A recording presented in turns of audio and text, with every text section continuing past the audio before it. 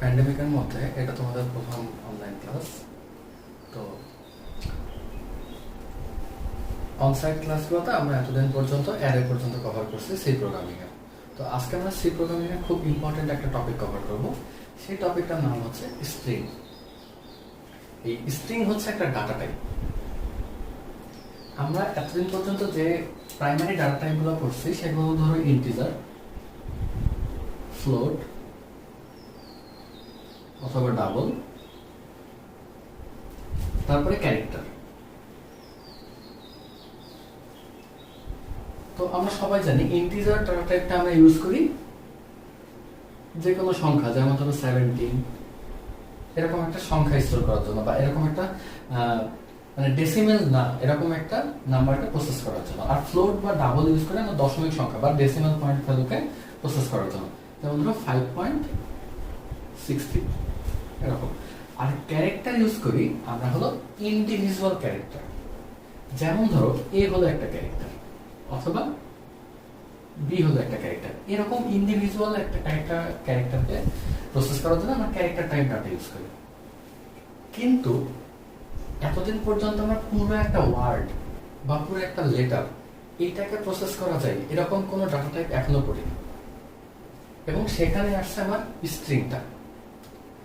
String এর ব্যবহার হলো, ধরো কোন একটা মানুষের নাম প্রসেস করতে হবে, আমার একটা সি প্রোগ্রাম আছে, এই সি প্রোগ্রামে কোন একটা মানুষের নামকে রাখতে হবে, স্টোর করে রাখতে হবে। ধরো কারোর নাম হলো সাকিব, এটা কিন্তু একটা ইন্ডিভিজুয়াল ক্যারেক্টার না, এটা হলো সেট অফ ক্যারেক্টারস। অথবা অ্যারে যদি তোমরা একটু মনে করো তাহলে এটাকে আমরা বলতে পারি অ্যারে অফ ক্যারেক্টারস। তো এরকম array of characters K store করার জন্য আমরা হলো এই স্ট্রিং ডাটা টাইপটা ইউজ করব। এই স্ট্রিং ডাটা টাইপের প্রত্যেকটা এলিমেন্ট হলো এক একটা আলাদা আলাদা ক্যারেক্টার এবং এতে আলাদা আলাদা আস্কি ভ্যালু আছে। ফর এক্সাম্পল এটার আস্কি ভ্যালু 97, এভাবে সবগুলা আলাদা আলাদা আস্কি ভ্যালু আছে। এভাবে এক একটা ক্যারেক্টার মিলে হয় আমার পুরো একটা স্ট্রিং। তোমাদের ইন্টিজার অ্যারের কথা মনে থাকার কথা। ইন্টিজার অ্যারে কিভাবে হয়? ধরো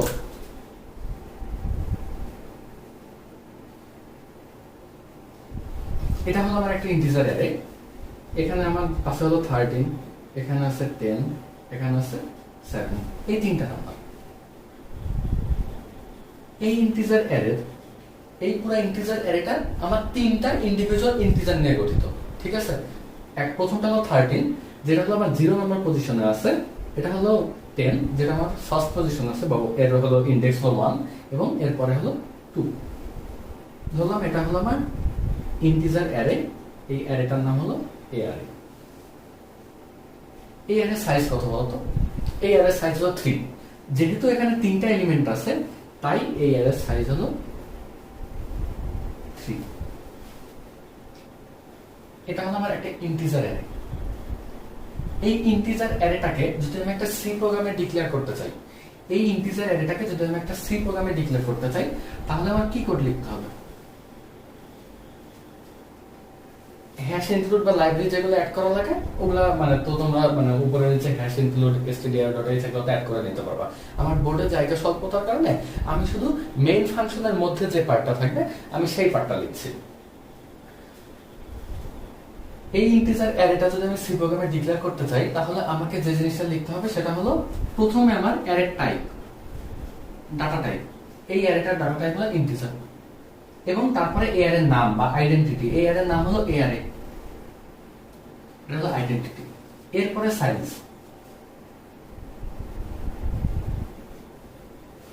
ঠিক আছে?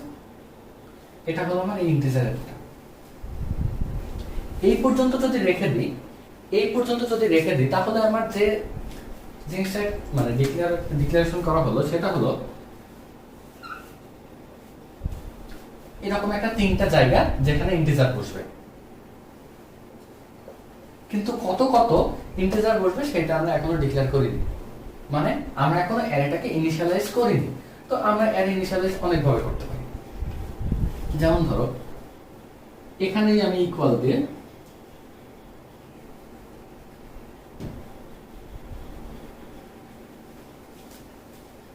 এভাবে ডিক্লেয়ার করে দিতে পারি। অথবা এভাবে না করে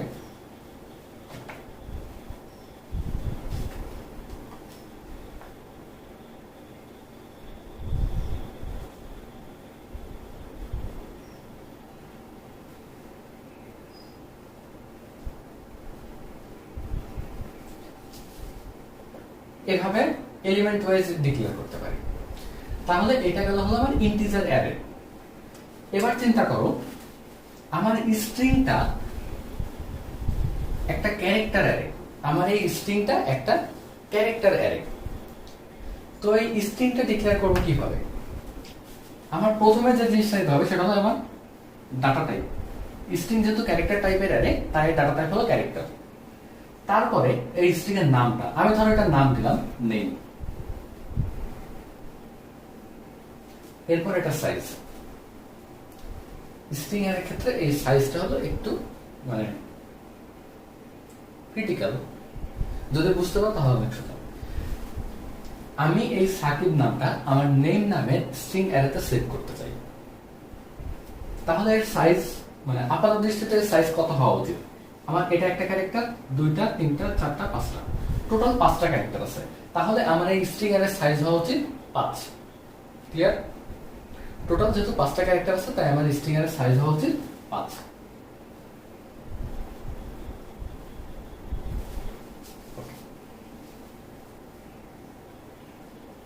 কিন্তু এখানে আমরা একটা ভুল করছি, সেটা হলো স্ট্রিং এর ক্ষেত্রে তোমার অ্যারে সাইজ যদি n হয়, অ্যারে সাইজ যদি n হয়, তাহলে তুমি সেখানে টোটাল ক্যারেক্টার রাখতে পারবা n-1টা। স্ট্রিং এর ক্ষেত্রে অ্যারে সাইজ যদি n হয়, তাহলে টোটাল ক্যারেক্টার রাখতে পারবো n-1টা। এটা খুব ভালোভাবে মাথায় রাখা লাগবে। আমার নামে যদি 5টা অক্ষর থাকে, তাহলে আমাকে 6 সাইজের ক্যারেক্টার অ্যারে বা স্ট্রিং ডিক্লেয়ার করা লাগবে। আমার নামে যদি 10টা অক্ষর থাকে বা ক্যারেক্টার থাকে, তাহলে আমাকে 11 সাইজের একটা স্ট্রিং ডিক্লেয়ার করা লাগবে। এটার কারণ হলো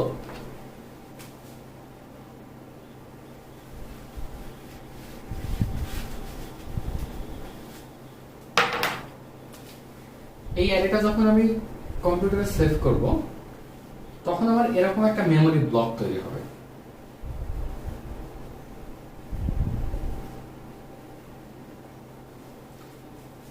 যার প্রথম ব্লকে থাকবে এস, তারপরের ব্লকে থাকবে এ, কে, এবং শেষে আরেকটা এক্সট্রা ব্লক থাকবে যেখানে একটা নাল ক্যারেক্টার থাকবে।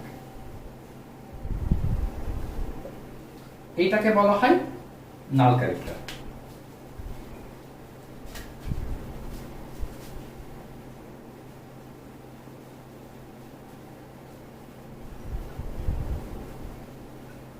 এটা হচ্ছে আমার একটা নাল ক্যারেক্টার।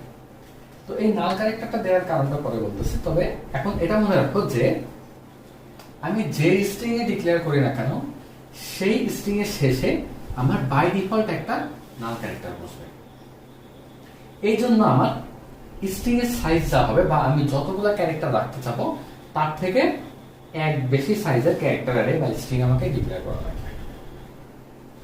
এই নাল ক্যারেক্টারটা দেওয়ার কারণ হলো এইটা দিয়ে বোঝাই আমার স্ট্রিংটা কোথায় শেষ। এই নাল ক্যারেক্টারটা দিয়ে আমার স্ট্রিং এর শেষ বোঝাই। যখনই কম্পিউটারে নাল ক্যারেক্টারটা পাবে, তখনই সে বুঝবে যে আমার স্ট্রিংটা এখানে শেষ। তাহলে আবার আগের এক্সাম্পলে ফিরে যাই।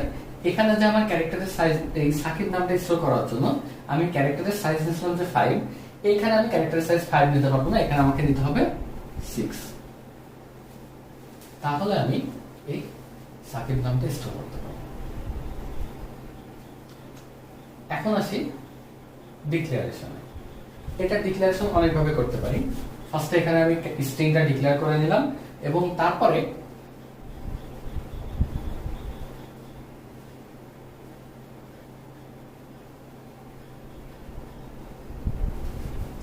এভাবে ইনিশিয়ালাইজেশন করে মান করতে পারি আসলে। তো দেখো, শুধুমাত্র একটা ক্যারেক্টারের ক্ষেত্রে আমরা সিঙ্গেল কোটেশন ইউজ করতাম, কিন্তু অ্যারে অফ ক্যারেক্টার্স বা কোনো মানুষের নাম, অ্যাড্রেস, এই ধরনের স্ট্রিং এর ক্ষেত্রে আমরা ডাবল কোটেশন ইউজ করি।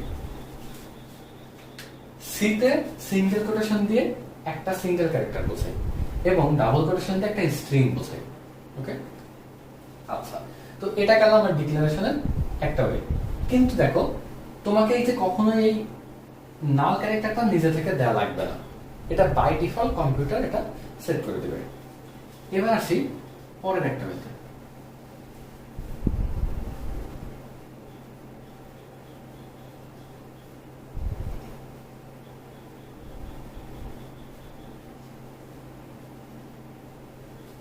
এটা একটা ওয়ে। এই ওয়ের মজার ব্যাপারটা হচ্ছে আমরা কি জানি যে অ্যারে ডিক্লেয়ারের সময় আমাকে অবশ্যই সাইজ বলে দিতে হয়, কিন্তু আমি দেখো এখানে যে লাইনে অ্যারেটা ডিক্লেয়ার করছি সেই লাইনেই আমি এর ভ্যালুটা ইনিশিয়ালাইজ করে দিচ্ছি, তাই আমাকে এক্সপ্লিসিটলি আর এর সাইজটা বলে দেওয়া লাগবে না। আমি যে ভ্যালুটা দিয়ে ইনিশিয়ালাইজ করতে চাই সেই হিসাবে এ অ্যারের সাইজটা ফিক্স করে নেবে। এর দেখবে যে আচ্ছা আমার এখানে টোটাল 5টা ক্যারেক্টার আছে, তাই বাই ডিফল্ট এর নেম যে স্ট্রিংটা এর সাইজ করে দিবে 6। এটা হলো অ্যারে ডিক্লারেশনের আরেকটা ওয়ে।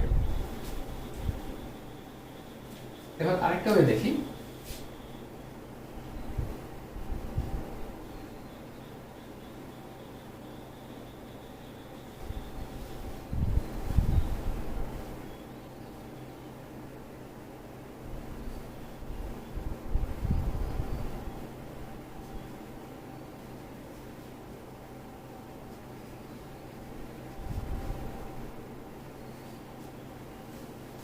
এখানে আমি ক্যারেক্টারগুলো ইন্ডিভিজুয়ালি লিখলাম, সব মানে অ্যারে তো স্ট্রিং তো সিম্পলি একটা মানে অ্যারে অফ ক্যারেক্টারস, তাই না? তো এই জন্য প্রতিটা এলিমেন্ট আমি আলাদা আলাদা ভাবে দিলাম। এই স্ট্রিংটার প্রতিটা এলিমেন্ট কি ক্যারেক্টার না? এই জন্য যেহেতু ক্যারেক্টার আমি সিঙ্গেল কোটেশন ইউজ করছি। তুমি চাইলে এভাবে ক্যারেক্টারগুলো আলাদা আলাদা ভাবে দিতে পারো, একসাথে দিতে পারো, মানে যে কোনো একটা ওয়ে ইউজ করতে পারো তোমার ইচ্ছা।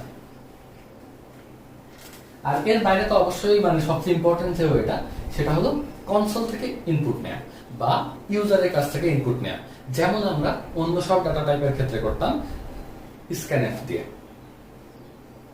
ইউজারের কাছ থেকে ইনপুট নেওয়ার জন্য আমরা এই ক্ষেত্রেও স্ক্যানএফ ইউজ করতে পারি। তো এবার আসি আমরা ইউজারের কাছ থেকে কিভাবে অ্যারে ইনপুট নিব সেটা দেখব।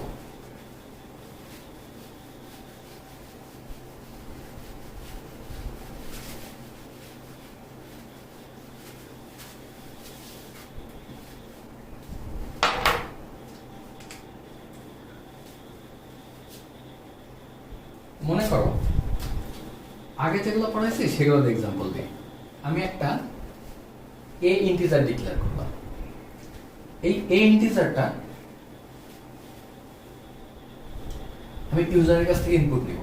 ও আচ্ছা, ভালো কথা, আমি যে কোডগুলো লিখছি আমি উপরের হেডার ফাইল ইনক্লুড করা বা এই পার্টগুলো লিখছি না, আমি শুধুমাত্র মেইন ফাংশনের মধ্যে যে পার্টটা আমি সেটা লিখে দেখাচ্ছি। উপরের জিনিসগুলো তোমরা নিজেরা অ্যাড করে দিতে পারবা, মানে আমার বোর্ডে জায়গা স্বল্পতার কারণে আমি ওই জিনিসগুলো স্কিপ করে যাচ্ছি। তো আমার মনে করো ইন্টিজার এ একটা ভ্যারিয়েবল, তো এই ভ্যারিয়েবলের ভ্যালুটা আমি ইউজারের কাছ থেকে ইনপুট নিব।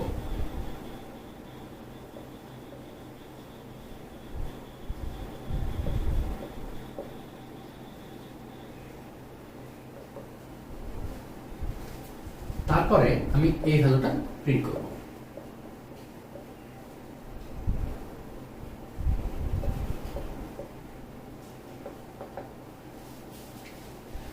এই হলো আমার একটা ভ্যারিয়েবলের ইউজারের কাছ থেকে প্রিন্ট মানে ভ্যালু নিয়ে তারপর সেটা প্রিন্ট করার প্রসেস। এখানে দেখো এই যে %d আছে, এই %dটাকে বলা হয় ফরম্যাট স্পেসিফায়ার। এটা দিয়ে বোঝে যে আমার এখন কি টাইপের ভ্যালু ইনপুট নিতে হবে বা কি টাইপের ভ্যালু প্রিন্ট করতে হবে। এইটা দিয়ে বোঝায় যে আমি যে এখন ভ্যালুটা ইনপুট নেব ইউজারের কাছ থেকে সেটা হলো একটা ইন্টিজার, বা এটা দিয়ে বোঝায় যে আমি ইউজারের কাছ থেকে এখন যে ভ্যালুটা মানে আমি ডিসপ্লেতে এখন যে ভ্যালুটা প্রিন্ট করব সেটা একটা ইন্টিজার এবং এর ভ্যালুটা আমি এখান থেকে আসবে। তো এটা হলো আমার ফরম্যাট স্পেসিফায়ার। এই সেম প্রসিডিউরে আমি এখানে যেমন একটা ইন্টিজারের ভ্যালু ইউজার থেকে ইনপুট নিয়ে সেটা ডিসপ্লেতে বা কনসোলে শো করছি, একইভাবে আমি একটা স্ট্রিং এর ভ্যালু ইউজারের কাছ থেকে নিয়ে সেটা ডিসপ্লে বা কনসোলে শো করতে পারি। তাহলে আমি যে এখানে ইন্টিজার টাইপের যে একটা ভ্যারিয়েবল ডিক্লেয়ার করেছি, সেই ইন্টিজার টাইপের ভ্যারিয়েবলের পরিবর্তে আমি একটা স্ট্রিং টাইপের ভ্যালু ডিক্লেয়ার করব, স্ট্রিং টাইপের ভ্যারিয়েবল ডিক্লেয়ার করব। তো স্ট্রিং টাইপের ভ্যারিয়েবল ডিক্লেয়ার করার জন্য আমার তিনটা জিনিস লাগবে। এক নাম্বার হলো আমার ডাটা টাইপ। একটা স্ট্রিং এর ডাটা টাইপ কি? স্ট্রিং হলো অ্যারে অফ ক্যারেক্টারস, তাই ডাটা টাইপ হলো 4। এরপরে আমার এই ভ্যারিয়েবলের নাম দিতে হবে। ধরলাম আমি ইউজারের কাছ থেকে একটা মানুষের নাম ইনপুট নেব,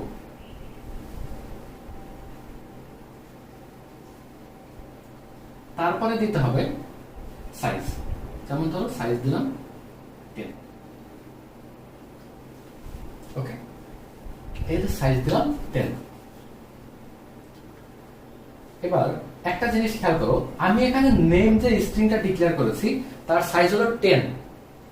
এই সাইজ 10 এর অর্থ হচ্ছে ইউজার যে নামটা ইনপুট দিবে, কনসোলে যে নামটা ইনপুট দিবে, তার সাইজ কখনোই 9 ক্যারেক্টারের চেয়ে বড় হওয়া যাবে না।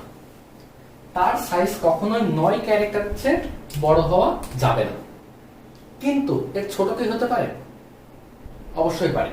তাহলে আমাদের যে সমস্যাটা হতো, আমি এখানে নেমের সাইজ দিয়েছি 10, এর লাস্ট ক্যারেক্টারটা নাল ক্যারেক্টার, আর বাকি থাকে 9টা জায়গা।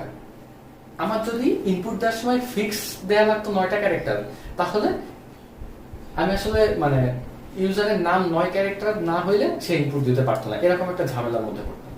কিন্তু স্ট্রিং ডাটা টাইপের ক্ষেত্রে আমার শুধু একটা ম্যাক্স লিমিট আছে, যে আমার ম্যাক্সিমাম 9 ক্যারেক্টার হইতে পারবে, আর মিনিমাম লিমিট হলো 0। তাই কারো নাম যদি 0 থেকে 9 ক্যারেক্টারের মধ্যে কোনো কিছু হয়, তাহলে আমরা সেটা এখানে ইনপুট নিতে পারবো।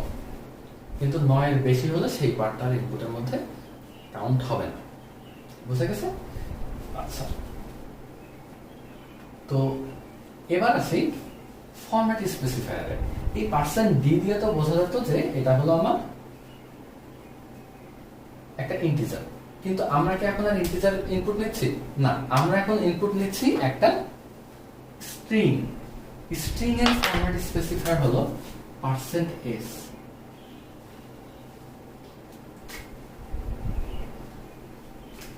এই হলো আমার স্ট্রিং এর ফরম্যাট স্পেসিফায়ার, সেটা হলো %s। তাহলে প্রিন্টএফ এর ক্ষেত্রে আমরা এই ফরম্যাট স্পেসিফায়ারটা চেঞ্জ করে এটাকে %s এ কনভার্ট করতে হবে। এবার চেঞ্জ করব আমরা এই নামটা। আমার স্ট্রিং এর নাম নেম, আমি যে ইউজারের কাছ থেকে ভ্যালুটা নিব সেটা হলো নেম ভ্যারিয়েবলে যে জমা হবে, তাই আমি এই %a টা চেঞ্জ করে নেম দিয়ে রিপ্লেস করে দেব।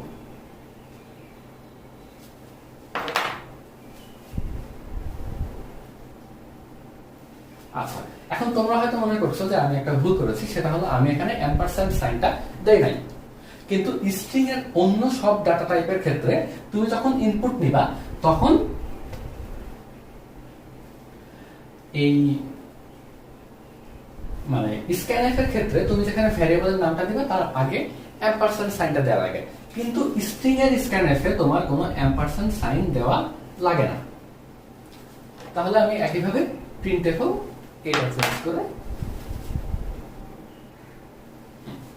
তাহলে তুমি যদি কোনো একটা সি প্রোগ্রামে এই জিনিসগুলো লেখো, তাহলে তুমি ইউজারের কাছ থেকে একটা নাম ইনপুট নিতে পারবা এবং তারপরে সেটা ডিসপ্লেতে শো করতে পারবা। এটা হলো একটা সিম্পল কোড। এই কোডের কিছু সমস্যা আছে। তাহলে মানে মোটামুটি আমরা স্ট্রিং কিভাবে ইনপুট নিতে হবে এবং কিভাবে প্রিন্ট করতে হবে এটা নিয়ে আমাদের মোটামুটি ধারণা হয়েছে। ইনপুট নেওয়াটা তুমি এইভাবে ইউজারের কাছ থেকে ইনপুট নিতে পারো, অথবা তুমি হার্ড কোড করতে পারো, মানে ইনিশিয়ালাইজ করে দিতে পারো ডিক্লারেশনের সময়। তোমার যেটা ইচ্ছা বা যেটা তোমার দরকার হবে তুমি সেইভাবে করতে পারো। আর প্রিন্ট করার সময় তো এই মানে প্রসিডিউরটা এক মানে সেম আর কি। আচ্ছা, এখানে একটা ব্যাপার আছে। মনে করো আমার এখানে অ্যারের সাইজ হলো 20। অ্যারের সাইজ হলো 20। তাহলে আমি এখানে কত সাইজের একটা মানে সর্বোচ্চ কত সাইজের একটা নাম ইনপুট দিতে পারবো? 0টা ক্যারেক্টার থেকে 19টা ক্যারেক্টারের মধ্যে যে কোনো সাইজের নাম আমি এখানে ইনপুট দিতে পারবো। এখন কথা হচ্ছে এই স্ক্যানএফ দিয়ে যদি আমি ইনপুট নিই তাহলে আমার একটা সমস্যা হতে পারে। সেটা হলো, ধরো একটা মানুষের নাম সাকিব আহমেদ, সাকিব আহমেদ। তো তুমি কনসোলে এই প্রোগ্রামের ক্ষেত্রে, এই প্রোগ্রামটার ক্ষেত্রে তুমি কনসোলে, এটা হলো ধরো আমাদের কনসোল, এই প্রোগ্রামের ক্ষেত্রে তুমি কনসোলে সাকিব আহমেদ ইনপুট দিলা। তাহলে এই ইনপুটটা দেওয়ার পরে তোমার মানে সব ঠিকঠাকই চলার কথা। তো দেখো এখানে সাকিব আছে 5টা ক্যারেক্টার, আহমেদ আছে হলো 5টা ক্যারেক্টার, আর এই মাঝে একটা স্পেস, এই টোটাল আমার 11টা ক্যারেক্টার। তো এটা তো আমার এই কনস্ট্যান্ট ফিল আপ করতেছে, আমার সাইজের বাউন্ডারি বাইরে যাইতেছে না, সো সব ঠিকঠাকই চলার কথা। কিন্তু একটা জিনিস মনে করে দেখো যে স্ক্যানএফ একটা স্পেস পাইলে তারপর থেকে ইনপুট নেওয়া বন্ধ করে দেয়। স্ক্যানএফ যখন একটা স্পেস পায় তারপর থেকে ইনপুট নেওয়া বন্ধ করে দেয়। সেজন্য তুমি যখন এখানে সাকিব আহমেদ ইনপুট দিবা, এই নেমের মধ্যে বেসিক্যালি যে জিনিসটা জমা হবে সেটা হলো শুধুমাত্র সাকিব। কারণ এর যখন স্পেস পেয়ে যাবে তার মানে ভাববে যে আমার ইনপুট নেওয়া শেষ। এই পুরো সাকিব আহমেদ ইনপুট দেওয়ার পরে তুমি যখন ইন্টার প্রেস করবা তোমার আউটপুটটা দেখার জন্য, মানে এই যে এই জিনিসটা আউটপুটটা দেখার জন্য, এ তখন নেমের ভ্যালুটাই প্রিন্ট করবে। কিন্তু নেমে এখন জমা আছে কতটুকু বলতো? নেমে জমা আছে আমার শুধুমাত্র সাকিব অংশটা। নেমে জমা আছে আমার শুধুমাত্র সাকিব অংশটা। তাহলে তুমি ইনপুট দিলা কি সাকিব আহমেদ, আর তোমার আউটপুট কে আসলো সাকিব। তো এই অংশটা তোমার জমা হয়নি। তো স্ক্যানএফ ব্যবহার করার ক্ষেত্রে এইটা তোমার অবশ্যই সতর্ক থাকতে হবে যে স্ক্যানএফ স্পেসের পরে আর ইনপুট নেবে না। তাহলে এই সমস্যা থেকে আমার মুক্তি পাওয়ার উপায় কি? এই সমস্যা থেকে আমার মুক্তি পাওয়ার উপায় হলো শুধুমাত্র স্ট্রিং এর জন্য ইনপুট নেয়ার আলাদা একটা ওয়ে আছে, এবং মানে আই গেস ওই ওয়েটা বেশি সোজা।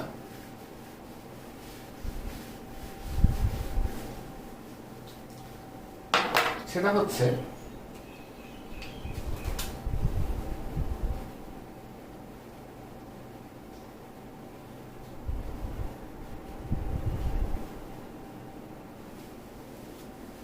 আমরা এখন স্ক্যানএফ না ইউজ করে নতুন আমি একটা ফাংশন ইউজ করব যার নাম হলো গেটস।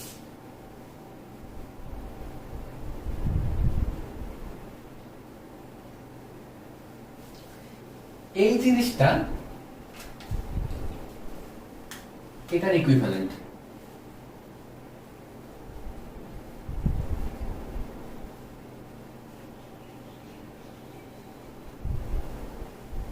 সর্ট অফ ইকুইভ্যালেন্ট, কিন্তু একটা ডিফারেন্স আছে। স্ক্যানএফ যখন আমার একটা স্পেস পাই তখনই আমার ইনপুট নেওয়া বন্ধ করে দেয়। স্ক্যানএফ যখনই একটা স্পেস পাই তখনই আমার ইনপুট নেওয়াটা বন্ধ করে দেয়। কিন্তু এই যে আমার গেটস জিনিসটা আছে, এই গেটস যখন আমার একটা এন্টার পাবে বা একটা লাইন ব্রেক পাবে, যখন তুমি এন্টার প্রেস করবা তখনই এই ইনপুট নেওয়া বন্ধ করবে। তার মানে তুমি যদি স্পেস প্রেস করো তাহলে কোনো সমস্যা নাই, এই ইনপুট নিতেই থাকবে। ওকে, আচ্ছা তাহলে আমার প্রোগ্রামটা লেখা শুরু করতে মানে শেষ করি। তো গেটস দিয়ে আমি একটা স্ট্রিং ইনপুট নিতে পারবো। এখন তুমি প্রিন্টএফ এর জন্য এটা ইউজ করতে পারো, পুটস।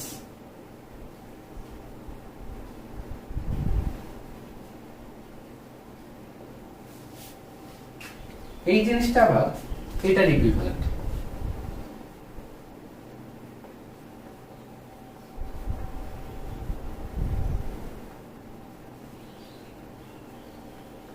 আচ্ছা, প্রিন্টএফ এর বেলায় কিন্তু আর আমাদের এই সমস্যাটা হবে না যে স্ক্যানএফ যেমন স্পেস পাওয়ার আগ পর্যন্ত ইনপুট গ্রহণ করে ইউজার থেকে, প্রিন্টএফ কিন্তু আবার ওরকম করবে না যে স্পেস পাইছি এরপরে আর আমি প্রিন্ট করব না, তোমার স্ট্রিং এ যতটুকু কিছু জমা আছে পুরোটাই প্রিন্টএফ প্রিন্ট করবে। সো তুমি এখানে পুটস ইউজ করো বা প্রিন্টএফ ইউজ করো, তোমার প্রোগ্রামে কোনো মানে ঝামেলা হওয়ার কথা না। কিন্তু গেটস বা স্ক্যানএফ তোমার যেটা প্রয়োজন সেই মানে প্রয়োজন অনুসারে তুমি আসলে এই দুটা মানে অল্টারনেটিভ ইউজ করবে। আচ্ছা, তো এই গেল আমার স্ট্রিং কিভাবে ইনিশিয়ালাইজ করা যায়, স্ট্রিং কিভাবে ইনপুট নেওয়া যায়, স্ট্রিং কিভাবে ডিসপ্লেতে শো করতে হয়। আচ্ছা, এবার আমরা এই স্ট্রিং ডাটা টাইপের মানে স্কেলেটনটা একটু দেখব। যেমন ধরো এখানে ক্যারেক্টারগুলো আসলে কিভাবে থাকে, আমি যদি পুরো স্ট্রিংটা প্রিন্ট না করতে চাই, ইন্ডিভিজুয়াল ক্যারেক্টার প্রিন্ট করতে চাই, সেগুলো কিভাবে করব। তো আবার আমরা আমাদের আগের এক্সাম্পলে ফিরে যাই। এটা হলো আমাদের একটা স্ট্রিং, এই স্ট্রিং এর নাম হলো নেম এবং বাই ডিফল্ট এই স্ট্রিং এর সাইজ হলো 6। ঠিক আছে, তার মানে এটা হলো আমার একটা 6 সাইজের ক্যারেক্টার অ্যারে, এটা হলো আমার একটা 6 সাইজের ক্যারেক্টার অ্যারে। তো এটা আমার মেমোরিতে কিভাবে জমা থাকবে, এটা ধরো আমার একটা মেমোরি ব্লক, এই 6টা মেমোরি ব্লক, এখানে হলো আমার এই নামটা জমা থাকবে। প্রথমে থাকবে এস,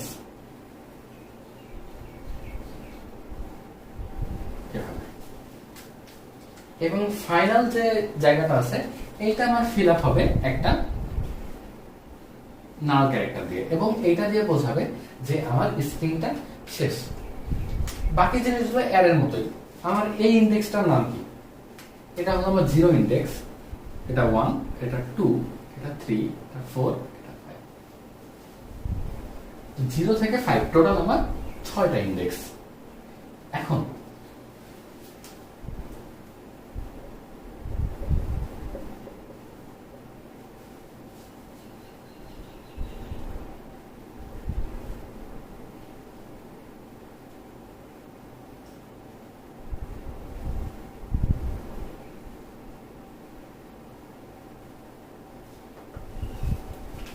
এই লাইনটা যদি আমরা কোডের মধ্যে লিখি, এই লাইনটা যদি আমরা কোডের মধ্যে লিখি, তাহলে আমার আউটপুটটা কি হবে বলতো?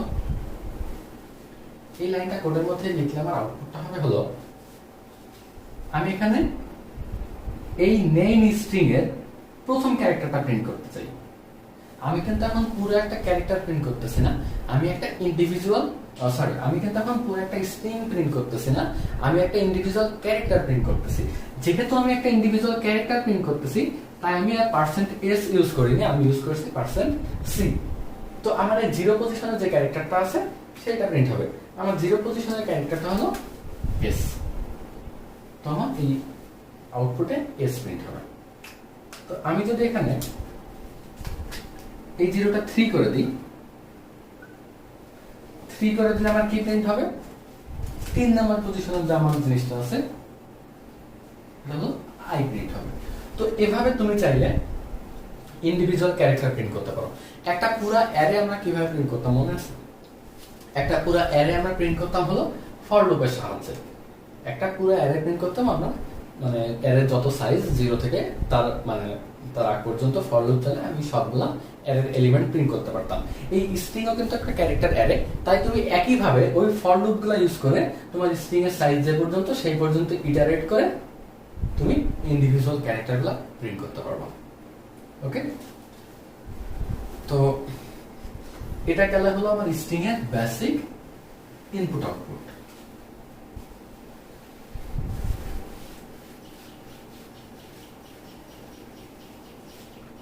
তো এবার আমরা স্ট্রিং এর কিছু বেসিক ফাংশন শিখব। প্রথমে যে ফাংশনটা শিখব সেটা হলো স্ট্রিং এর লেন্থ বের করা। যে তোমার কাছে একটা স্ট্রিং আছে, এই স্ট্রিং এর টোটাল কয়টা ক্যারেক্টার আছে সেটা হলো আমার স্ট্রিং এর লেন্থ। ওকে, তো এই কাজটা আমরা সি প্রোগ্রামের সাহায্যে কিভাবে করব আমরা প্রথম থেকে লাইন বাই লাইন দেখব। তো আমি এখানে একটা সি প্রোগ্রাম লিখতেছি।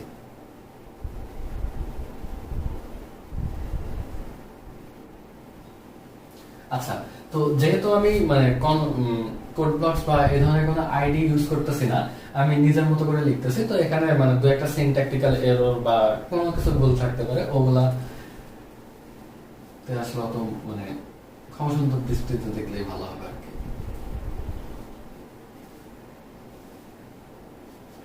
এটা হলো আমার মেইন ফাংশনের ব্লকটা।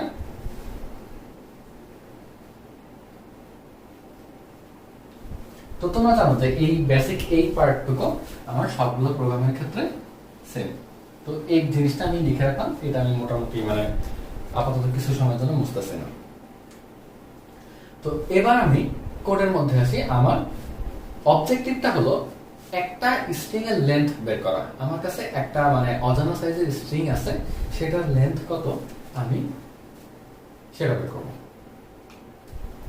তো এই কাজটা আমরা করবো হোয়াইল লুপ দিয়ে। তোমরা চাইলে মানে ফর লুপ দিয়েও করতে পারো, কোনো সমস্যা নেই।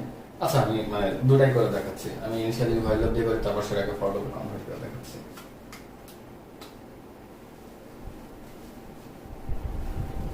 প্রথমে আমি একটা স্ট্রিং দিয়ে দিচ্ছি,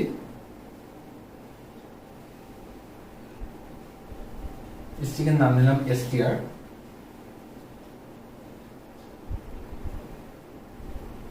ইনিশিয়ালাইজ করে নিলাম। ওকে, আচ্ছা তো তোমরা এটা ইউজারের কাছ থেকেও নিতে পারো।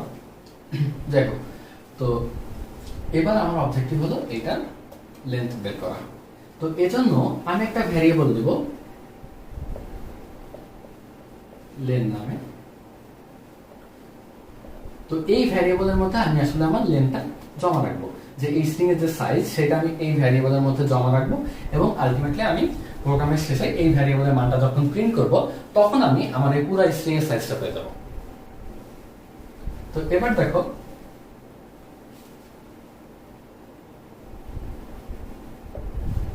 আমি মানে কোডটা লিখে নিই, তারপর আসলে বোঝাচ্ছে যে আমি এখানে কি করছি।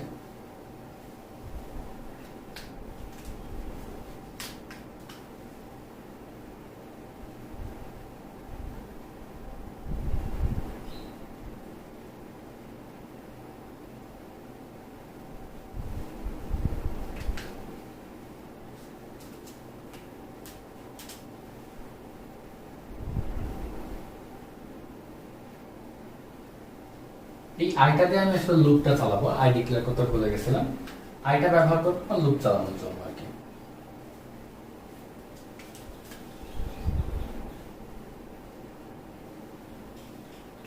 দেখো, শুরুতে আমার আয়ের ভ্যালু হলো 0, ঠিক আছে? তো আমি যখনই একটা ক্যারেক্টার পাবো, তখন আমি এই যে লেন যে ভ্যারিয়েবলটা আছে এই ভ্যারিয়েবলের মান 1 করে বৃদ্ধি করব। আমি যখন একটা ক্যারেক্টার পাবো তখন আমি এই লেন ভ্যারিয়েবলের মান 1 করে বৃদ্ধি করব। এরপরে আমি আবার নেক্সট ক্যারেক্টারে যাব। তো নেক্সট ক্যারেক্টার পাওয়ার সাথে সাথে আমি আবার লেনের মান আবার 1 করে বৃদ্ধি করব। এই পর্যন্ত কতক্ষণ চলবে? যতক্ষণ না পর্যন্ত আমি ক্যারেক্টারের শেষে এসে পৌঁছাই। তো এই শেষটা আমি কিভাবে বুঝবো? এই শেষটা বুঝবো যে কারেন্ট আমি যে ক্যারেক্টারটা দেখতেছি বা যে ক্যারেক্টারটা প্রসেস করতেছি সেই ক্যারেক্টারটা আমার নাল ক্যারেক্টার কিনা। যখনই বুঝবো যে আমার এই ক্যারেক্টারটা নাল ক্যারেক্টার, তার মানে আমি কি, আমি আমার স্ট্রিং এর শেষে এসে পৌঁছায় গেছি। আমার আর এই লেন ভ্যারিয়েবলটা বাড়ানোর কোনো দরকার না, আমি এখন লুপ থেকে বের হয়ে যেতে পারি। তার মানে আমার কাজ শেষ লুপের মধ্যে। এবার আমি খালি লেনের মানটা প্রিন্ট করে দিব।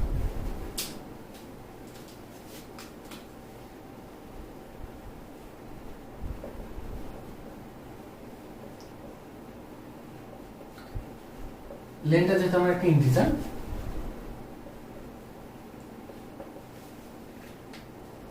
আচ্ছা এখন লুপের মধ্যে আমি কি কাজ করব? আমি একটা ক্যারেক্টার পেলে লেনের মান 1 বাড়ায় দেব।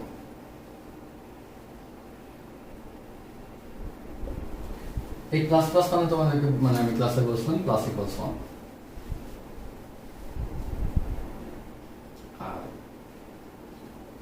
যেহেতু আমার কারেন্ট ক্যারেক্টারটা প্রসেস করা হয়ে গেছে, আমি নেক্সট ক্যারেক্টারে চলে যাব। তো এবার এই কোডের কোথায় কি হচ্ছে এই জিনিসটা আমি ডেমনস্ট্রেট করে দেখাই। দেখো, আমার কাছে আমার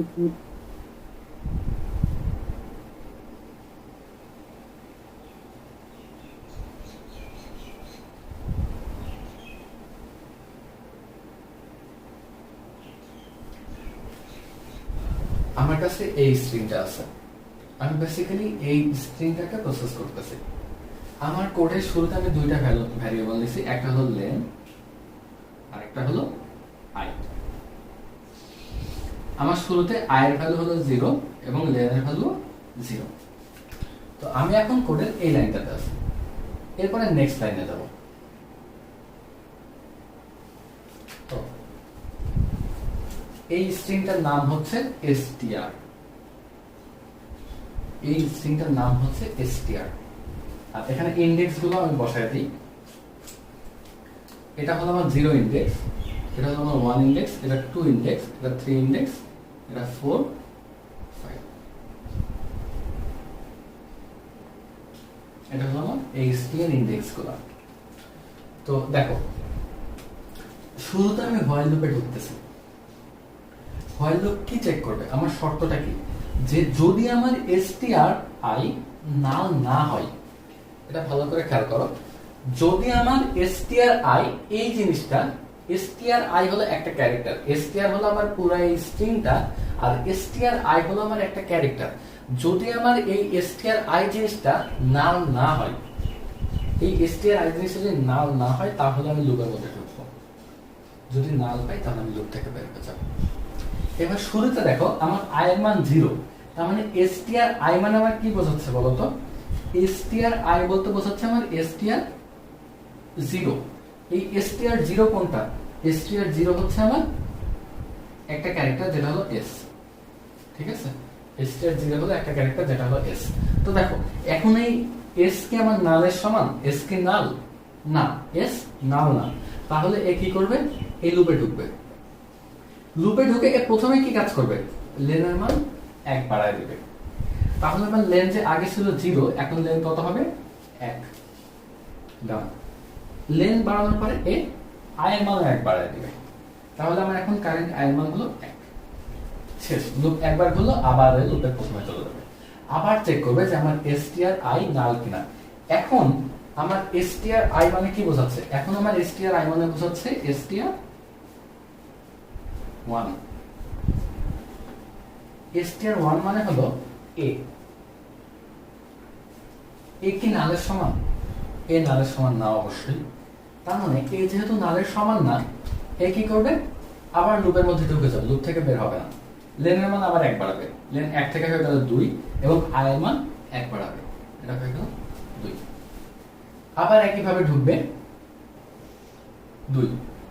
তখন str2 কে চেক করবে। str2 মানে k।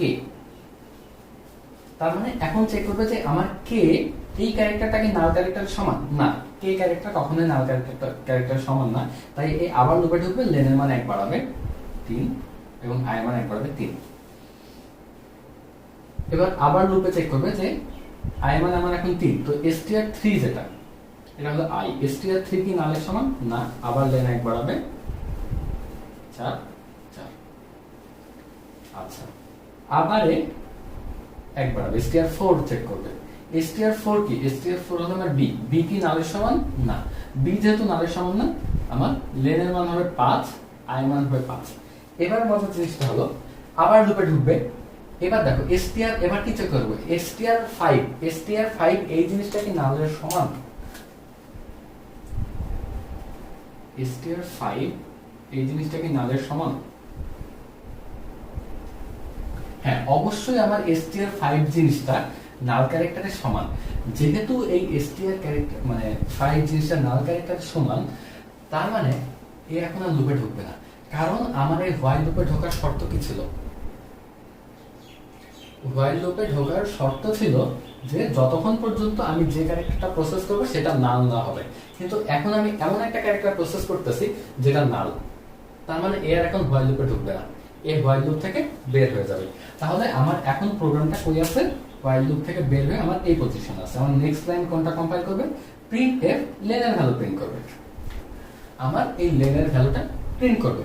তাহলে আমার এই সি প্রোগ্রামের ফাইনাল আউটপুটটা কি হবে বলতো? এই সি প্রোগ্রামের আমার ফাইনাল আউটপুটটা হবে এই লাইনে প্রিন্টএফ পার্সেন্টেজ লেন্থ। তাহলে এই টোটাল প্রোগ্রামের আউটপুটটা হলো আমার এখন লেনের ভ্যালু 5। দেখো এই যে লেনের ভ্যালু 5, এই 5টা হলো আমার প্রিন্ট করে দেবে। তো এইভাবে আমি একটা স্ট্রিং এর লেন্থ ক্যালকুলেট করতে পারি। তো এটা হলো আমার একটা পুরো স্ট্রিং এর লেন্থ ক্যালকুলেট করার প্রোগ্রাম। এটা হলো str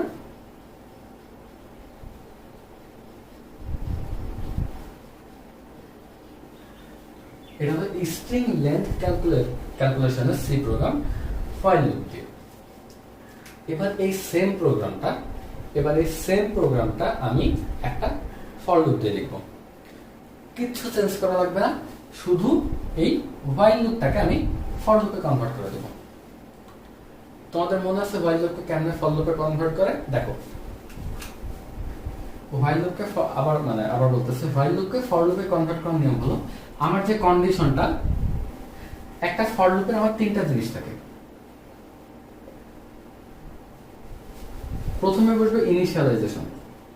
হোয়াইল লুপের ইনিশিয়ালাইজেশন জিনিসটা কোথায়? এটা হলো আমার ইনিশিয়ালাইজেশন, এটা যাবে এখানে।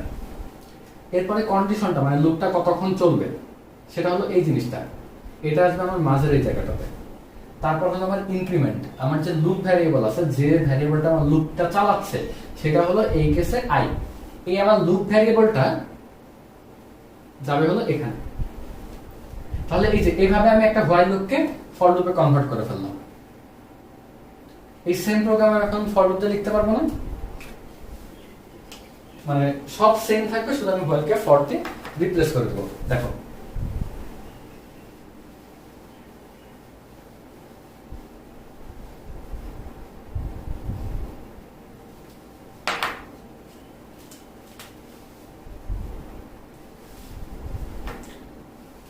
প্রথমে আমার কি ভ্যারিয়েবলটা ডিক্লেয়ার করতে হবে, লুপ ভ্যারিয়েবলটা।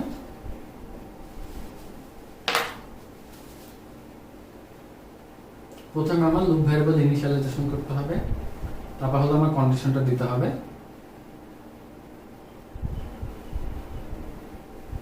ওকে। তারপরে হলো ইনক্রিমেন্ট বা ডিক্রিমেন্ট। হোয়াইল লুপের মধ্যে আমি কাজটা কি করতেছিলাম? হোয়াইল লুপের মধ্যে আমি একটা কাজই করতেছিলাম, যেটা হলো আমি লেনের ভ্যালু বাড়াচ্ছিলাম। বাকি সবকিছু আমার লুপটা চালানোর জন্য, ইনক্রিমেন্ট বা ইনিশিয়ালাইজেশন ওগুলো ছিল না লুপ চালানোর জন্য। তো হোয়াইল লুপের মধ্যে আমি একটা কাজই করতেছিলাম, সেটা হলো আমি লেনের ভ্যালু এক করে বাড়াচ্ছিলাম। ঠিক আছে, এই তো আমি ফর লুপ দিয়ে স্ট্রিং এর লেন্থ কিভাবে ক্যালকুলেট করতে হয় সেটা দেখালাম।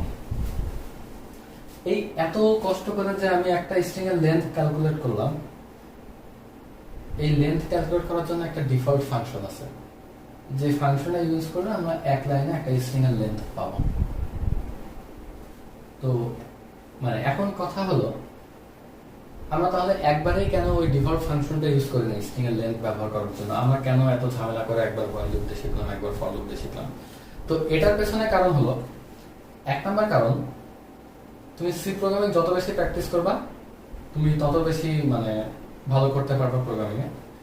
দ্বিতীয় কারণ হলো হোয়াইল লুপ আর ফর লুপের বেসটা যাতে একটু ভালো হয়। আর তৃতীয় কারণ হলো, মানে বিল্ট ইন ফাংশন ইউজ করার কোনো সমস্যা নাই, কিন্তু সেই ফাংশনটা কিভাবে কাজ করে এই জিনিসটা তোমার জানা জরুরি। তাহলে তুমি ওই ফাংশনটা ম্যানিপুলেট করে অন্য আরো অনেক বেশি কাজ করতে পারবে। তো এবার দেখো কিভাবে আমরা একটা বিল্ট ইন ফাংশন দিয়ে, কিভাবে নিজে ফাংশন না লিখে কিভাবে একটা বিল্ট ইন ফাংশন দিয়ে আমরা একটা স্ট্রিং এর লেন্থ ক্যালকুলেট করতে পারি।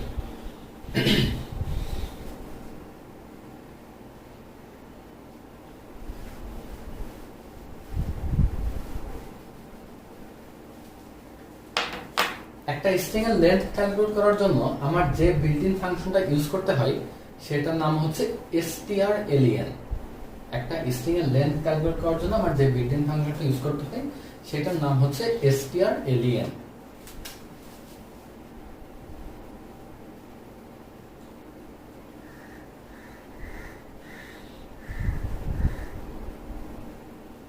এই ফাংশনের মধ্যে আমি এই স্ট্রিং এর নামটা দিয়ে দিব,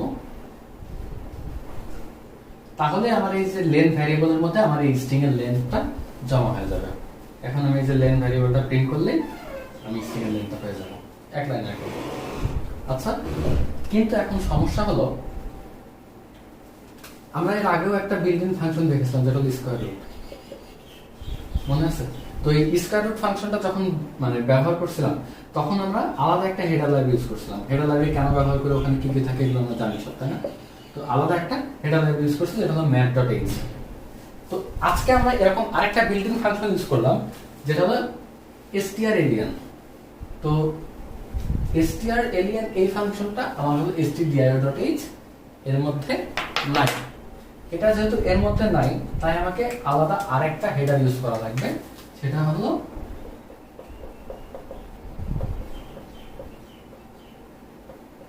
string.h। সেটা হলো string.h। আমি যখনই এই strlen হেডার ফাংশনটা ইউজ করব তখনই আমাকে string.h ফাংশন মানে লাইব্রেরিটা ইউজ করা লাগবে।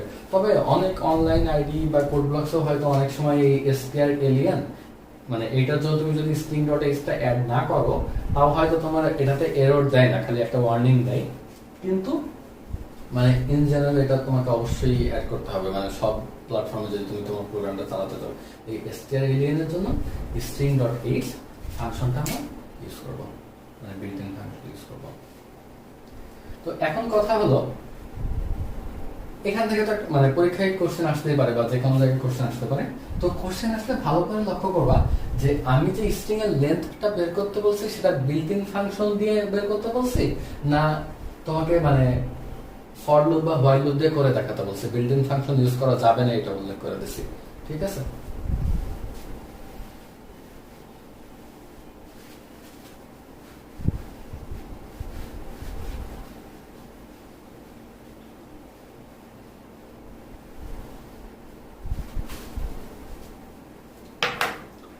তো এবার আমরা আরেকটা ফাংশন শিখব।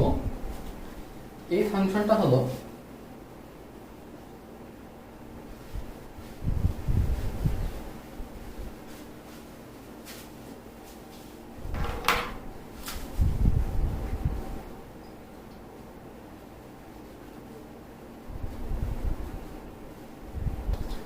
String copy. এই ফাংশনটা হলো স্ট্রিং কপি। আমি একটা স্ট্রিং ভ্যারিয়েবলকে আরেকটা ভ্যারিয়েবলে কপি করব। স্ট্রিং কপি জিনিসটা কেমন? মনে করো আমার কাছে দুইটা ইন্টিজার ভ্যারিয়েবল আছে, int a, b, a = 5। এখন b তে আমার কোনো ভ্যালু নাই বা b তে অন্য কিছু একটা ভ্যালু আছে আমি জানি না, ঠিক আছে? a = 5। তো এখন আমি এর ভ্যালুটা যদি আমি b তে কপি করতে চাই তাহলে আমি কি লিখি বলতো? b = a এভাবে লিখি না? কিন্তু সি তে আমি একই কাজ করতে পারবো না, মানে সি তে স্ট্রিং এর ক্ষেত্রে আমি একই কাজ করতে পারবো না। মনে করো আমার একটা স্ট্রিং আছে নেম = সাকিব, আর একটা স্ট্রিং আছে মনে করো str। তো আমি ডাইরেক্ট str = নেম এটা আমি সি তে করতে পারবো না। এর জন্য হয় আমাকে ম্যানুয়ালি কোড লিখতে হবে অথবা আমাকে অন্য একটা বিল্ট-ইন ফাংশন ব্যবহার করতে হবে। হয় আমাকে ম্যানুয়ালি কোড লিখতে হবে, না হলে আমাকে অন্য একটা বিল্ট-ইন ফাংশন ব্যবহার করতে হবে। তো এই জিনিসটা মানে আমি বিল্ট-ইন ফাংশন ব্যবহার করে দেখাচ্ছি, তোমরা অবশ্যই প্র্যাকটিস করবা যে এখানে বিল্ট-ইন ফাংশন ব্যবহার না করে কিভাবে ম্যানুয়ালি এই স্ট্রিং কপির কাজটা করা যায়। একটা স্ট্রিং কে আরেকটা স্ট্রিং কপি করতে গেলে আমার যে ফাংশনটা ইউজ করতে হবে সেটা হলো str copy বা strcpy, ঠিক আছে? strcpy। তো এখন এটা আমরা কোড দেখব যে আমরা কিভাবে স্ট্রিং কপির জিনিসগুলো মানে করতে পারবো।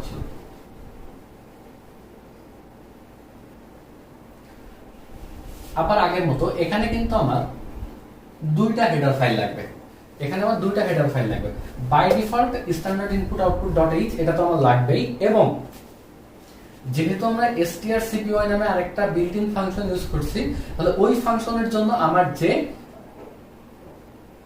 হেডার লাইব্রেরিটা আছে সেটাকেও অ্যাড করতে হবে, এবং এই ক্ষেত্রে সেটা হলো string.h। এই ক্ষেত্রে এটা হলো string.h।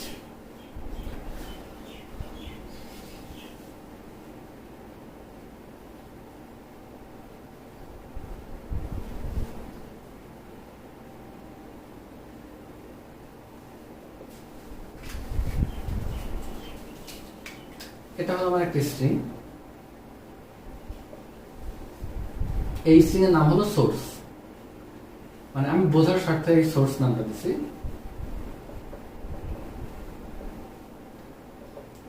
সরি, আমার ডিক্লারেশন একটু ভুল হয়েছে, সেটা হলো আমাকে মানে যেহেতু একটা ক্যারেক্টার অ্যারে, আমার থার্ড ব্র্যাকেট দিতে হবে। এই স্ট্রিং এর নাম হলো সোর্স এবং এখানে আমার একটা ভ্যালু স্টোর করা আছে, আমি ইনিশিয়ালাইজ করে নিয়েছি। তো আমার ধরো আরেকটা স্ট্রিং আছে, হ্যাঁ,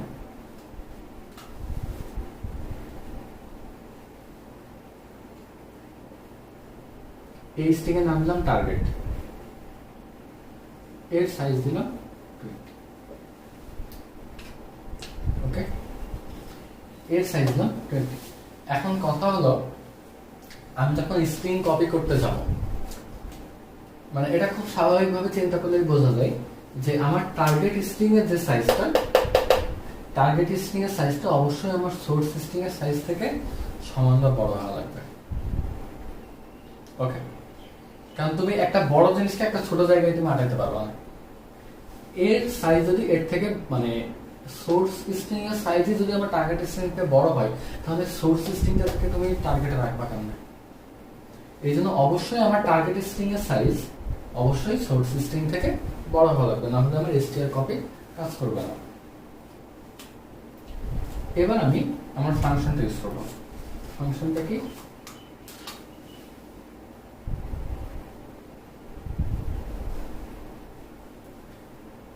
এতদিন পর্যন্ত যে বিল্ট ইন ফাংশনগুলো আমরা দেখছি, যেমন ধরো স্কয়ার রুট বা স্কিউআরটি, তারপর হলো স্টার এলিয়ান, এগুলো হলো একটা করে প্যারামিটার নেয় বা এদের আর্গুমেন্ট হলো একটা, কিন্তু str কপি দুইটা প্যারামিটার নেয়। প্রথমটা হলো তোমার টার্গেট স্ট্রিং এর নাম, এখানে আমার টার্গেট স্ট্রিং এর নামটাই হলো টার্গেট, এবং দ্বিতীয়টা হলো তোমার সোর্স স্ট্রিং এর নাম। তোমরা এখানে মানে অন্য যে কোনো নাম ইউজ করতে পারো, কোনো সমস্যা নেই। দ্বিতীয়টা হলো সোর্স স্ট্রিং এর নাম। এরপরে মনে করো আমি দুইটা স্ট্রিং এ প্রিন্ট করব। তো আমি যদি দুইটা স্ট্রিং এখন প্রিন্ট করি,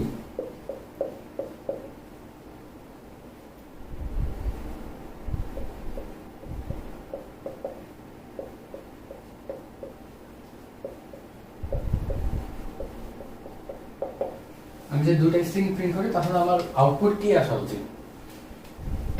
সোর্সের জন্য আমার সোর্স স্ট্রিং এর তো ভ্যালু আমি আগে থেকে ইনিশিয়ালাইজ করে দিয়েছি সার্কিট, এরপরে আমি স্ট্রিংটা কপি করছি, আমার এটা আউটপুট দেখানো শেষ। তো টার্গেটেও আমার কি, এই ফাংশনটা যদি ঠিকমতো কাজ করে তাহলে আমার টার্গেটের মধ্যেও একই ভ্যালু আসার কথা। সো আমার দুইবার সার্কিট প্রিন্ট হওয়ার কথা, ওকে। তো এই প্রোগ্রামে আমার এই আউটপুটটা আসা উচিত। এবার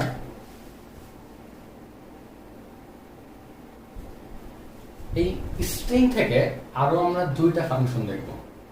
এই স্ট্রিং থেকে আরো আমরা দুইটা ফাংশন দেখব। একটা হলো str compare এবং আরেকটা হলো str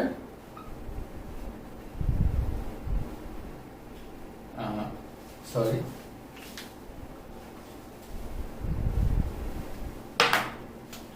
strcat, মানে str string concatenation।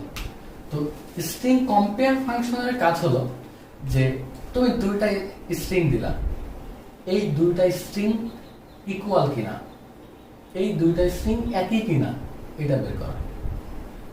আর str concatenationের কাজ হলো, মনে করো আমার একটা স্ট্রিং আছে CSE আর একটা স্ট্রিং আছে 4361। তো এই দুটা স্ট্রিংকে যদি আমি কনক্যাটেনেশন করি, তাহলে আমি নতুন যে স্ট্রিংটা পাবো সেটা হলো CSE 4361, ঠিক আছে। তো স্ট্রিং কনক্যাটেনেশনের কাজ হলো একটা স্ট্রিং যেখানে শেষ সেখানে আরেকটা স্ট্রিং যোগ করা। তো এই দুটা ফাংশনের কোড কিভাবে লিখতে হয় বা কিভাবে কাজ করে সেটা আমরা এখন দেখব। string.h হেডার লাইব্রেরির নতুন আরেকটা ফাংশন আমরা শিখব, যেটা হলো string compare। স্ট্রিং কম্পেয়ার, তো নাম শুনে মোটামুটি বোঝা যাচ্ছে যে এই ফাংশনটার কাজ কি। স্ট্রিং কম্পেয়ার দিয়ে তুমি দুইটা স্ট্রিংকে কম্পেয়ার করবা যে এই স্ট্রিং দুটো আইডেন্টিক্যাল কিনা। ফর এক্সাম্পল আমি একটা স্ট্রিং দিলাম এবিসি, ধরো এই স্ট্রিংটার নাম হলো str1, আর একটা স্ট্রিং দিলাম এটাও এবিসি, এটার নাম হলো str2। তো এই দুটো স্ট্রিং যদি আমি কম্পেয়ার করি তাহলে কি আমার এই প্রোগ্রাম মানে এই ফাংশনটা আমাকে আউটপুট দেওয়া উচিত যে না এরা এই দুটো আইডেন্টিক্যাল স্ট্রিং। কিন্তু এটা যদি এরকম হয়, এখানে আমি স্মল লেটার এ এর পরিবর্তে যদি আমি ক্যাপিটাল লেটার এ ইউজ করি তাহলে এটা কি দেওয়া উচিত যে এরা আইডেন্টিক্যাল না। ঠিক আছে, তো এটা হলো আমার স্ট্রিং কম্পেয়ার ফাংশনটা। তো এই strcmp যে ফাংশনটা আছে এই ফাংশনটা বেসিক্যালি দুইটা আর্গুমেন্ট নাই আর কি। তো প্রথম প্যারামিটারটা বা আর্গুমেন্টটা হচ্ছে ফার্স্ট স্ট্রিং ধরো str1, আর দ্বিতীয় প্যারামিটারটা হলো সেকেন্ড স্ট্রিং বা str2, এবং এইটা তোমাকে যে আউটপুটটা দিবে সেটা হলো একটা ইন্টিজার। আউটপুটটা আসলে একটা ইন্টিজার। তার মানে এই ফাংশনটা আমার ইনপুট হিসাবে নিচ্ছে হলো দুইটা স্ট্রিং এবং আউটপুট হিসাবে দিচ্ছে একটা ইন্টিজার। এখন এই একটা ফাংশনের ইনপুট বা আউটপুট এটা বুঝতে যদি একটু সমস্যা হয়, যদিও এই জিনিসগুলো ফাংশন পড়ানোর সময় আমাদের ক্লিয়ার হয়ে যাবে, তাও একটু বলি। ধরো আমার কাছে একটা নাম্বার আছে 9.75, এইটার স্কয়ার রুট আমরা কিভাবে বের করতাম মনে আছে? যে ধরো এটার স্কয়ার রুট হলো আমি ডাবল অ্যানসার এই ভ্যারিয়েবলের মধ্যে রাখবো,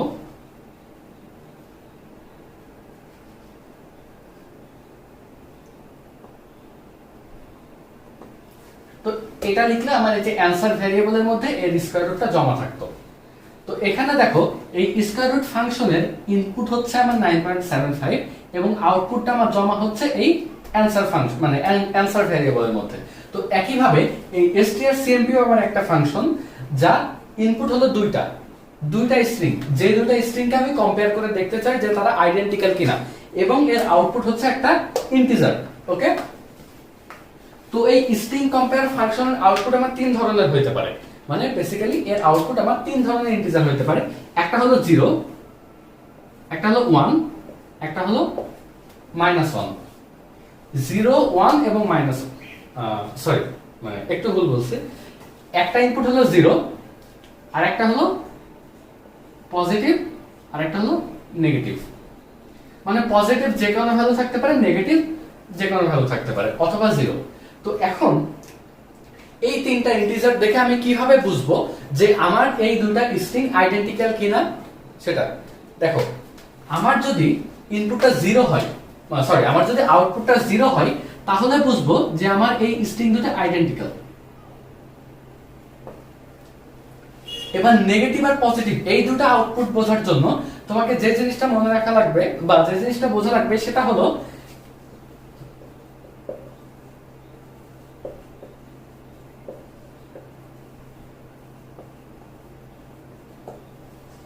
লেক্সিকোগ্রাফিক্যাল অর্ডার।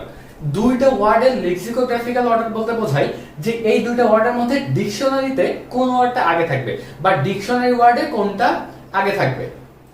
যদি প্রথম স্ট্রিংটা মানে ডিকশনারিতে যেভাবে অর্ডার করা হয় ওয়ার্ডগুলোকে, সেই হিসাবে যদি প্রথম স্ট্রিংটা আমার আগে থাকে, প্রথম স্ট্রিং এর পজিশন যদি লেক্সিকোগ্রাফিক্যালি আমার দ্বিতীয় স্ট্রিং এর চেয়ে আগে হয় তাহলে আমার এটা একটা নেগেটিভ ভ্যালু ইনপুট দেবে, মানে আউটপুট দিবে।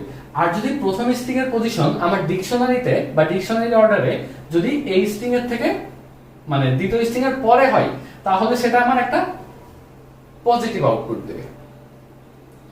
একটা উদাহরণ দিয়ে দেখি। মনে করো আমার কাছে দুইটা স্ট্রিং আছে, একটা হলো এবিসি আর একটা হলো ক্যাট।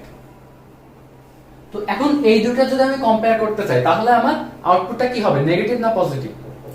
এখানে দেখো আমার প্রথম স্ট্রিংটা অবশ্যই ডিকশনারিতে উপরে থাকবে, মানে আমি যদি ডিকশনারি শুরু থেকে আমার স্ট্রিংটা খোঁজা শুরু করি তাহলে প্রথম স্ট্রিংটা অবশ্যই আমার ক্যাটের আগে থাকবে। তার মানে প্রথম স্ট্রিংটা যেহেতু লেক্সিকোগ্রাফিক্যালি আমার দ্বিতীয় স্ট্রিং এর উপরে, আমার আউটপুটটা হবে নেগেটিভ। ওকে, তো এটা হলো আমার স্ট্রিং কম্পেয়ার এই ফাংশনটা ব্যবহার। তো এই স্ট্রিং কম্পেয়ার ফাংশনটা আমরা কোডে কিভাবে ব্যবহার করব সেটা এখন দেখব।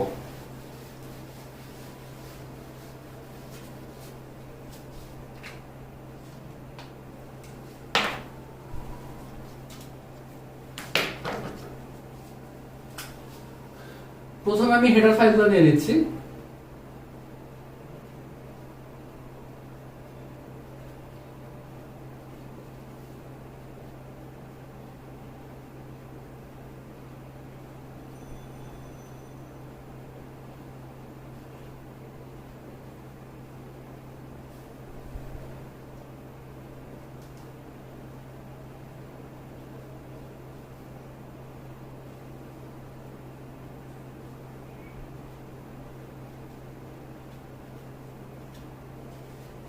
এটা হলো আমার যে কোনো সি প্রোগ্রামের বেসিক স্ট্রাকচারটা।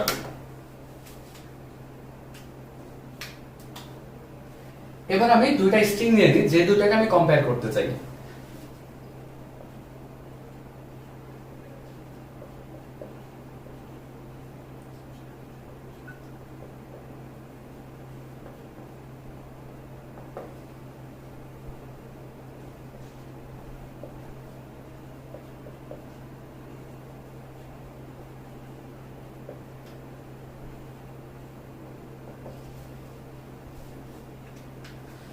এখন আমি এই দুটো স্ট্রিং কম্পেয়ার করব strcmp ফাংশনের মাধ্যমে। তো এই ফাংশনটা আমাকে যে আউটপুটটা দিবে সেটা আমাকে জমা রাখা লাগবে একটা ইন্টিজার ভ্যারিয়েবলে। তো এই জন্য আমি একটা ইন্টিজার ভ্যারিয়েবল নিয়ে নিই।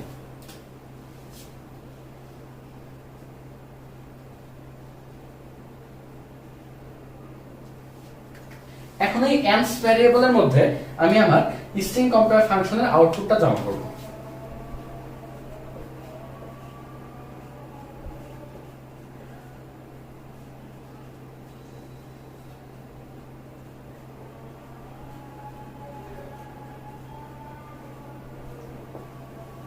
ওকে, এখানে আমি প্রথম প্যারামিটারটা হলো আমার প্রথম স্ট্রিং এবং দ্বিতীয় প্যারামিটারটা হলো আমার দ্বিতীয় স্ট্রিং, মানে আমি যে দুটো স্ট্রিং কে কম্পেয়ার করতে চাই বেসিক্যালি সেই দুইটা।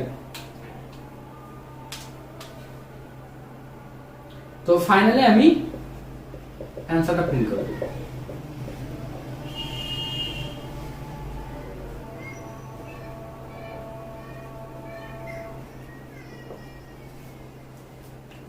এখন তুমি যদি দেখো যে অ্যানসারের ভ্যালু 0, তার মানে আমার এই স্ট্রিং দুটো আইডেন্টিক্যাল বা ইকুয়াল। আর যদি দেখো অ্যানসারের ভ্যালু পজিটিভ, তাহলে আমার প্রথম স্ট্রিংটা লেক্সিকোগ্রাফিক্যালি দ্বিতীয় স্ট্রিং এর পরে অবস্থিত, নেগেটিভ হলে তার উল্টোটা। তো এখন এই প্রোগ্রামে আমার অ্যানসারটা পজিটিভ আসা উচিত। ওকে, তোমরা এই প্রোগ্রামটা একটা মানে লাস্টে একটা ইফ কন্ডিশন দিয়ে আর একটু সুন্দর করতে পারো যে যদি আমার অ্যানসার ভ্যালু 0 হয় তাহলে দেখাবে যে বোথ স্ট্রিংস আর ইকুয়াল, বা নেগেটিভ হলে কি হবে সেটাও তুমি একটা মানে ওভাবে দেখাইতে পারো। মানে দুইটা ইফ এলস যোগ করলেই তুমি আসলে প্রোগ্রামটাকে আরো সুন্দর করতে পারো। আচ্ছা, এই গেল হলো আমার মোটামুটি স্ট্রিং কম্পেয়ার ফাংশন। এবার আমরা আরেকটা ফাংশন দেখব, সেটা হলো স্ট্রিং কনক্যাটেনেশন বা স্ট্রিং strcat।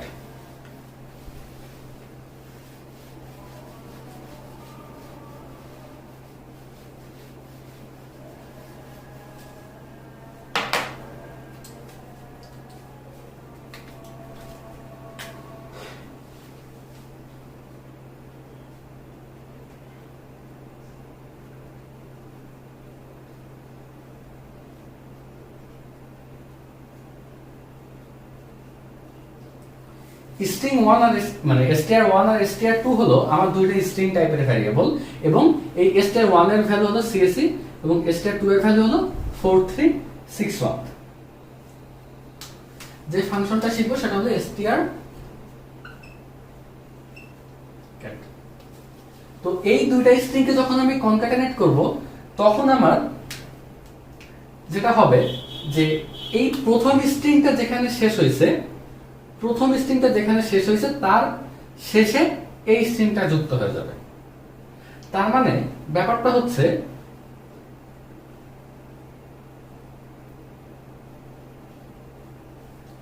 এই ফাংশনটা আমার দুইটা প্যারামিটার নাই, মানে দুইটা স্ট্রিং, প্রথম স্ট্রিং দ্বিতীয় স্ট্রিং। তাহলে এই ফাংশনে আমি ইনপুট হিসাবে আমার দুইটা স্ট্রিং পাঠালাম। তাহলে এই ফাংশনটা আমার আউটপুটটা দিবে কি? আউটপুটটা হলো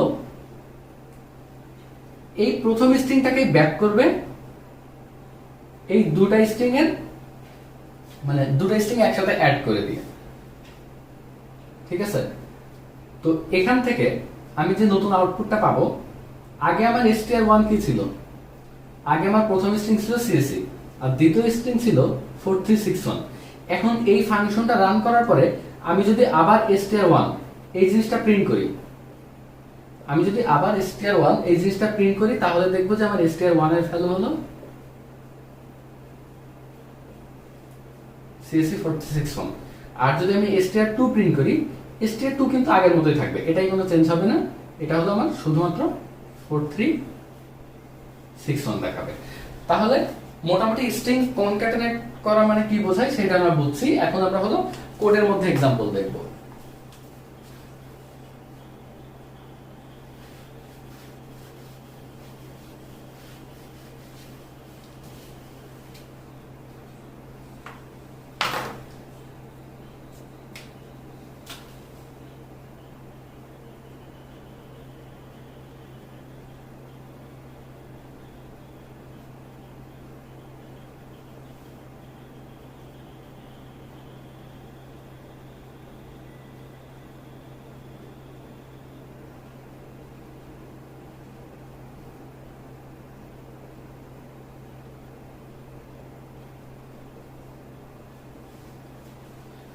শুরুতে আমরা দুটো স্ট্রিং দিয়ে নিচ্ছি।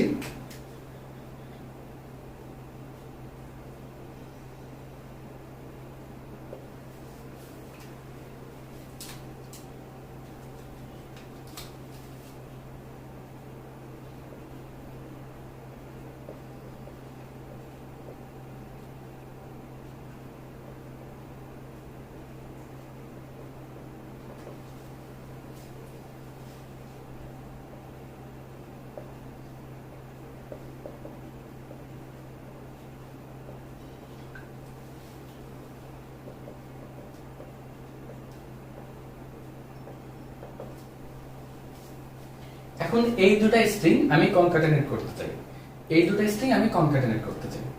তো স্ট্রিং দুটো কনক্যাটেনেট করার আগে আমি এই স্ট্রিং এর ভ্যালু দুটো মানে এখন যেভাবে আছে এই দুটো প্রিন্ট করতে চাই। আমি মানে সিম্পলি দুটো স্ট্রিং এর ভ্যালু কেমনে প্রিন্ট করে পুটস ফাংশন দিয়ে প্রিন্ট করতে পারবো।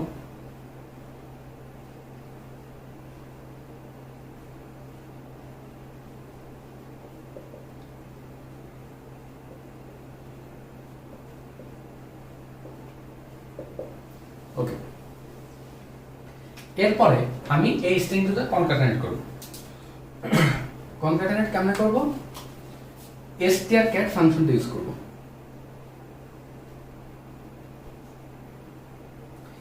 strcat ফাংশনের আলাদা কোনো আউটপুটটা অন্য কোথাও জমা রাখা লাগে না, কারণ এই str1 মানে আমি যে ইনপুটটা দিচ্ছি সেই ইনপুটের ভেতরে এ চেঞ্জ করে ফেলে।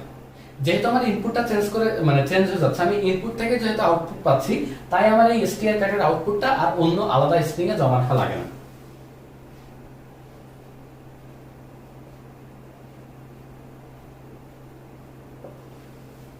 ওকে, তো আমার স্ট্রিং কনক্যাটেনেশন শেষ। এখন এই স্ট্রিং কনক্যাটেনেশনের পরে আমার কি কি চেঞ্জ আসছে সেই চেঞ্জগুলো দেখার জন্য আমি এগুলো আবার প্রিন্ট করব।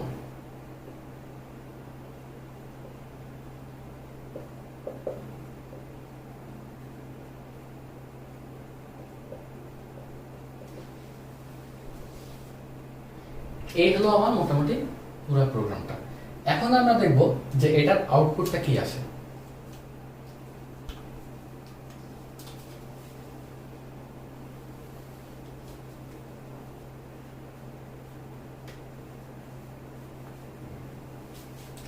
তো এবার আমরা line by line output calculate করতে আসি।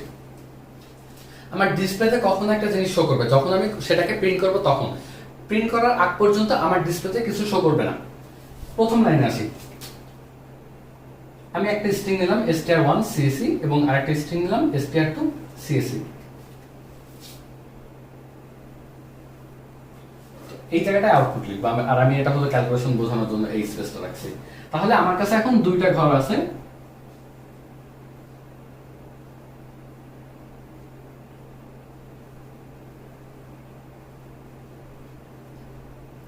একটাতে আছে সিএসি আর একটা আছে 4361। ওকে, তো এবার আমি কি করব, এই লাইনে আমি স্ট্রিং 1টা প্রিন্ট করব। স্ট্রিং 1টা প্রিন্ট করা মানেই আমার উপরে হলো আউটপুট আসবে।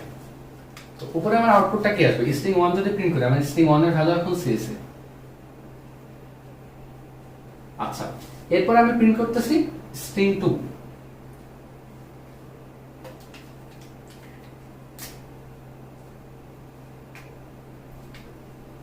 তাহলে স্ট্রিং 2 এর ভ্যালু হলো 4361। ওকে, তাহলে আমার স্ট্রিং 2 প্রিন্ট করা শেষ। এবার হলো আমি এই কনক্যাটেনেট করব। কনক্যাটেনেট করলে কি হয়, আমার প্রথম যে প্যারামিটারটা আছে, কনক্যাটেনেট করলে আমার প্রথম যে প্যারামিটারটা আছে এই প্যারামিটারটা চেঞ্জ হয়ে যায়, দ্বিতীয় প্যারামিটারটা সেম থাকে। এই প্যারামিটারটা কিভাবে চেঞ্জ হয়, এই প্যারামিটারটা হয়ে যায় এই দুটার অ্যাডিশন, মানে এই দ্বিতীয় স্ট্রিংটা যে প্রথম স্ট্রিংয়ের শেষে বসে যায়। তার মানে আমার এখানে আগে দ্বিতীয় স্ট্রিং ছিল 4361 এবং প্রথম স্ট্রিং ছিল সিএসি। এই দুটাকে যদি আমি কনক্যাটেনেট করি তাহলে আমার দ্বিতীয় স্ট্রিং এর কোনো চেঞ্জ হবে না, কিন্তু আমার প্রথম স্ট্রিংটা চেঞ্জ হয়ে যাবে, দুটার মাঝে কিন্তু কোনো স্পেস বসবে না। দ্বিতীয় স্ট্রিং এর কোনো চেঞ্জ হবে না, কিন্তু প্রথম স্ট্রিংটা চেঞ্জ হয়ে যাবে সিএসি 4361।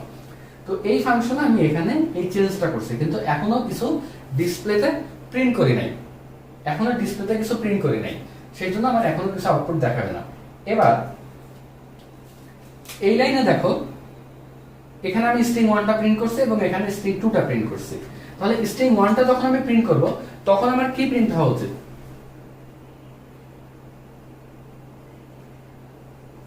এবং স্ট্রিং 2তে কিন্তু কোনো চেঞ্জ আসে নাই। স্ট্রিং 2টা যখন আমি প্রিন্ট করব তখন আমার প্রিন্ট হওয়া উচিত শুধুমাত্র 4361। তো এইটা হলো আমার মোট ওভারঅল আউটপুটটা এই পুরো সি প্রোগ্রামের। দেখো এই লাইনে এসে আমার স্ট্রিং 2টা কনক্যাটেনেট হয়ে গেছে, তাই আমার str1টা চেঞ্জ হয়ে দুটা কনক্যাটেনেশনটা হয়েছে, কিন্তু স্ট্রিং 2টা আমার আগের মতোই আছে। তো এই স্ট্রিং কম্পেয়ার, স্ট্রিং কনক্যাটেনেশন, আর এর আগে আমরা পড়ছিলাম স্ট্রিং লেন্থ। তো এই ফাংশনগুলা তোমরা চাইলে নিজে থেকেও বানাইতে পারো বা বিল্ট ইন ফাংশনগুলো ইউজ করতে পারো। তবে আমার সাজেশন যেটা, যে বিল্ট ইন ফাংশনগুলো ইউজ করলেও এই ফাংশনটা কিভাবে কাজ করে বা নিজে থেকে বানানোর অ্যাবিলিটি থাকাটা দরকার। তো এই গেল আমাদের স্ট্রিং সম্পর্কিত, মানে যেটুকু মোটামুটি থিওরিটিক্যাল নলেজ এইটুকু স্ট্রিং এর, যে কোন আরো আছে, তবে এই কোর্সে আমরা এইটুকুই করব। এখন আমরা যে জিনিসগুলো দেখব সেগুলো হলো এতক্ষণ পর্যন্ত আমরা যে জিনিসগুলো পড়লাম সেটার অ্যাপ্লিকেশন। এই স্ট্রিং দিয়ে আমরা কিভাবে বিভিন্ন প্রবলেম সলভ করব, বা এই স্ট্রিং এর যে 4টা ফাংশন শিখলাম এই 4টা ফাংশন দিয়ে কিভাবে বিভিন্ন প্রবলেম সলভ করব সেটা আমরা এখন দেখব।